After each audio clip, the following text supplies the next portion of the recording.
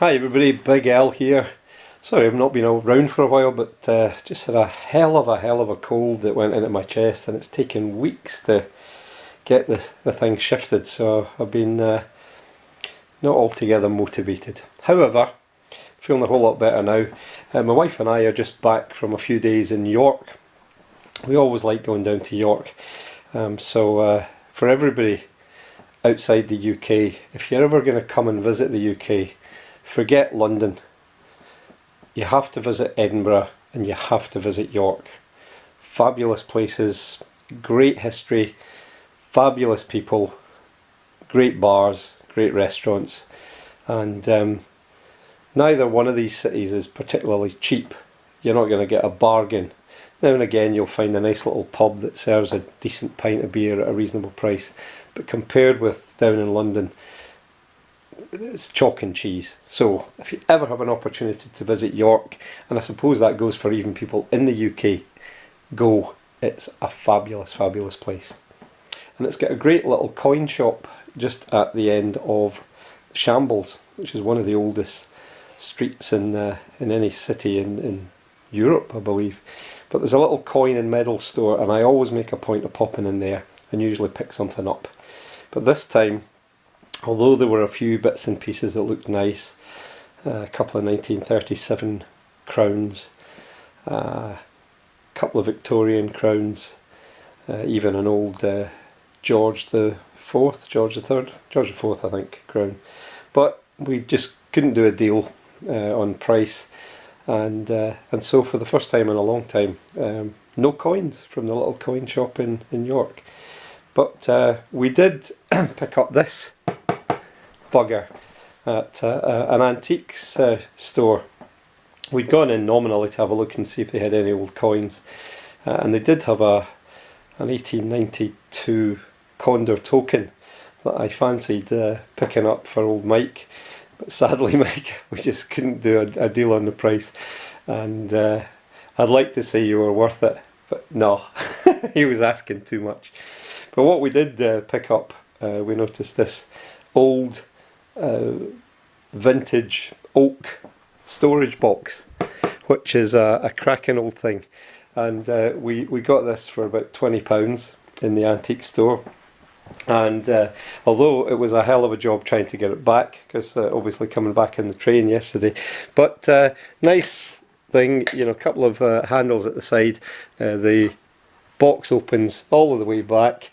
Look, even some ancient hinges that have been changed, and so because of the little split in the middle there, perfect little storage for my poured silver and community silver. Obviously there's the old vessel bar, pure Scottish silver, and BYBs and silver foreign bars, and also a place for all of my, well, mainly this is US constitutional, some Canadian 10 cents and Canadian dollars, but mainly just the constitutional, couple of proof sets as well. So this is a perfect little purchase that we got at a good price, and so although I couldn't pick up any coins, I've picked up a nice storage box, and as I say, this will come in very handy for the coins that I'm going to show you just shortly. So we'll be back in a second. So we've been continuing to buy, even though we haven't been making many videos, but this is the US junk we picked up in March. Geez, it's nearly the end of April, and we're finally getting around to it. So nothing special. Well, special to me, but nothing of any great significance. A 1921 Philadelphia Morgan, and who hasn't seen these a million times? I think they minted one of these for every person that was alive in the USA in 1921. And some pistols, a couple of 23s, but nice always to pick up a couple of the later dates. So this is a 35. It's just he says. No, 35 San Francisco. That's that one. Nice nick. These two are in nice condition. 26 and a 25. And like I say, a couple of 1923s. One's Denver, one Philadelphia. That's a Philadelphia. This one's a Denver. So always great to pick these up, and even nicer the fact that I've now got a nice new box to store them in. What we got here, 1942 Walker in reasonable condition, I suppose. Kind of worn, but they always are. The best of these, you're always going to get them in the 40s, and I suppose this one's a bit rough for that, for the age. But hey, it's a $50. A couple of Barb Dimes, 2010 Denver, sorry, 1910 Denver, 1911 Philadelphia. Just, they are what they are, aren't they? And I was pleased to pick this one up. This is the Stone Mountain Memorial commemorative from 1925. I don't know which one's which, but that's Robert E. Lee and Stonewall Jackson. Thomas Jackson, is it? On the back. And the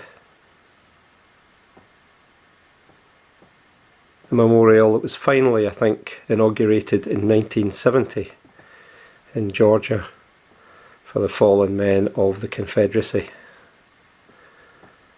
So for all the debates you have in the States, remember, wherever you've intervened in the world or been involved in wars, the bloodiest war that you were ever involved in was the Civil War, when your, you know, brothers were fighting brothers and fellow Americans killing fellow Americans. So there's lessons there to be learned, and no matter what our differences, we shouldn't be killing each other in wars. However, that was in the 1860s, so I guess it's a different time. But I was pleased to pick this one up. Nice coin, reasonable price. As is always the case, I can get this cheaper by buying it in the US and shipping it to the UK than I can by finding it in the UK. But hey, we don't need to go into that. So that's them. Finally, that's my pickups for March. US junk, shall we call it, even though there's no such thing. And as I say, we continued buying throughout the last month, so we've got plenty to show you, but we'll catch up with those videos in due course. In the meantime, please let me know what you think about these. Please like, please subscribe. Of course, your comments are the most important things. And until the next time, which hopefully shouldn't be too long, take care, have a good one, and keep safe. Bye bye.